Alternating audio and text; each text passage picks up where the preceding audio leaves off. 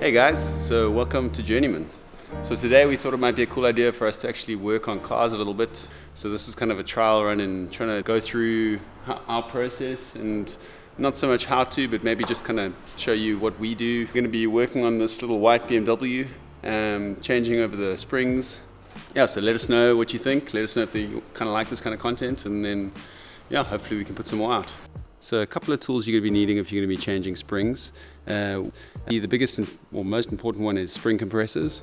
We've actually got two different sets, and the reason we have two sets is we actually chopped one of them down so that they can be a bit shorter, because sometimes it's quite difficult to get these to fit in nicely in small confined places. But you can get away with using one. This job's a lot easier if you have an impact gun, 1/2 inch, and another idea is to get a long extension, because sometimes it's quite difficult to get up into the car to actually work properly. The only other tools you'll really need is adjustable wrench and a spanner. I mean, all that's for is to take out your shock absorbers. We've already taken out the springs, but the reverse order is what you do to put them back in.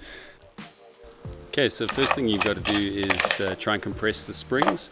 With the 200-2s, we've done this quite a few times, so you actually can't really get 3 spring compressors in. So what we do is we just sort of offset 2 of them to make sure that we can kind of compress and we kind of push it in with the last one.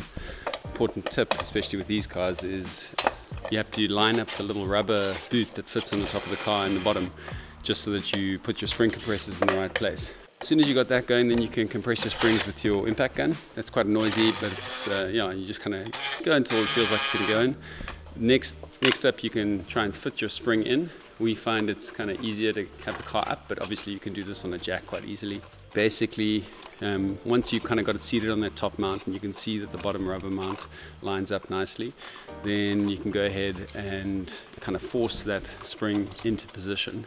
Once that bottom mount is seated nicely, you can get your extension for your impact gun and kind of undo that evenly so that that spring seats nicely. Once you've got the springs in properly, then next up is to put the shock absorber back on. The shock's actually too short to get into the inside of the car without there being a bit of weight on the actual drum. So you can lower your car down onto something, a box or a jack, and just put a bit of pressure on that spring. You can then pull up your shock absorber and push it through the inside tunnel so that the stud sticks out the top.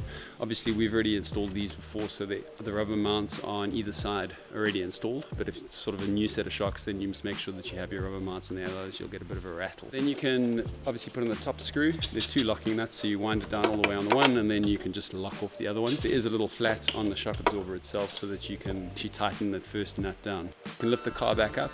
You can stick your wheels back onto the car, and we like to sort of loosely tighten all the nuts while it's up on the lift, and then lower it back down on the floor.